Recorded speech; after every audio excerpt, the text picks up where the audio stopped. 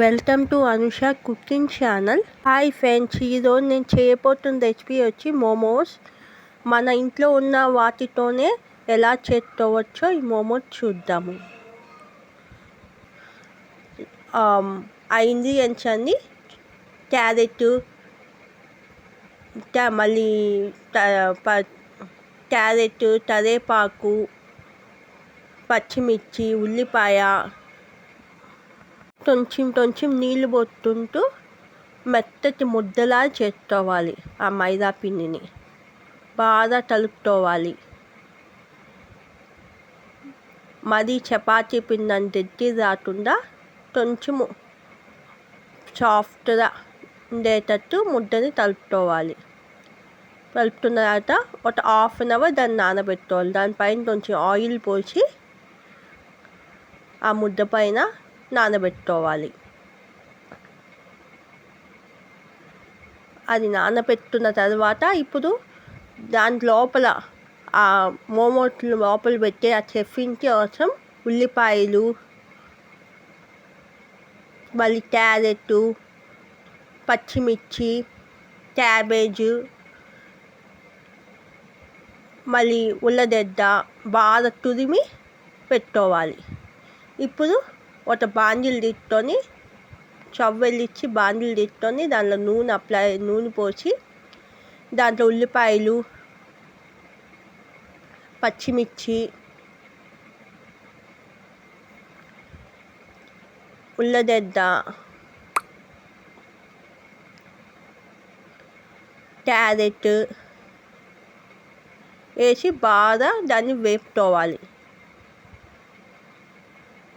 బాగా మారిపోయేట్టు వేపబాకండి, కొంచెం వేలితే చాలు.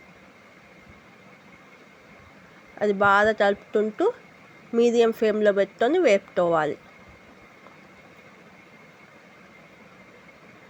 అది బాగా అట్లా బాగా వేడిన తర్వాత మళ్ళీ ఇప్పుడు పచ్చడి చేయాలి.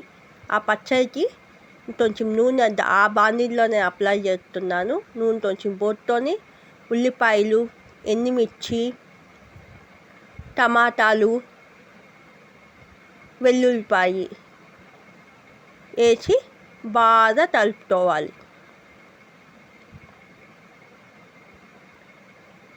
అది బాగా మెత్తగా అయ్యేదాకా దాన్ని ఆ బాండిలో ఉడికించుకోవాలి.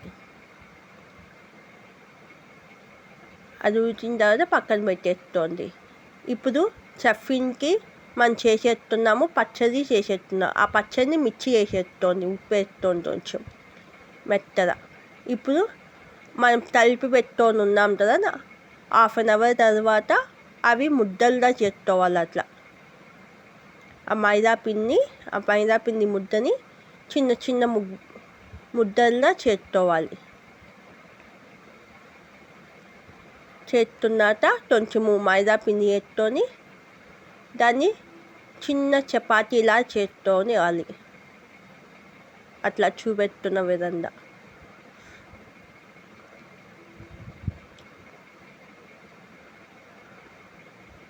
మరి పెద్ద ముద్దలు అవసరంలా, చిన్న ముద్దలు చేస్తుంటే చాలు.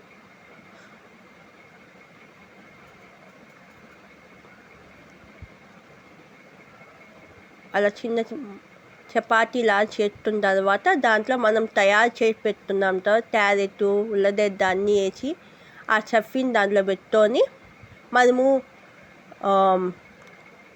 ఇట్లా ఒత్తుకోవాలి. ఎట్లా అంటే మనం కజ్జికాయలు చేస్తుంటాం కదా, అట్లా మనము ఒత్తుకోవాలి. అట్లా అంచులు అలా కజ్జికాయ చేసినట్టు ఒత్తుకొని ఆ మధ్యలో ఉంది కదా, ఆ మధ్యలో కొంచెం వాటర్ అప్లై చేసి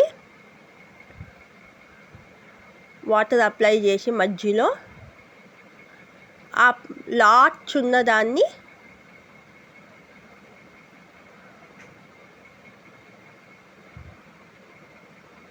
మధ్యలో వాటర్ అప్లై చేసేసి ఈ లాట్స్ ఉన్నదాన్ని మధ్యలో పెట్టాలి. ఆ లాట్స్ ఉన్నదాన్ని మధ్యలో పెట్టాలి. అంటే ఇట్లా అన్నీ చేసుకోవాలి.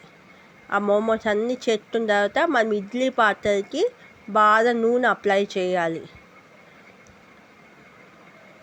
అన్నిటి మనం ఎన్నైతే చేస్తున్నామో అవి పట్టేటట్టు అన్నిటికీ నూనెని అప్లై చేసేసిన తర్వాత ఆ మోమోస్ ఒక్కొక్క దాంట్లో పెట్టుకొని మళ్ళీ దాని పైనతో నూనె అప్లై చేసుకోవాలి.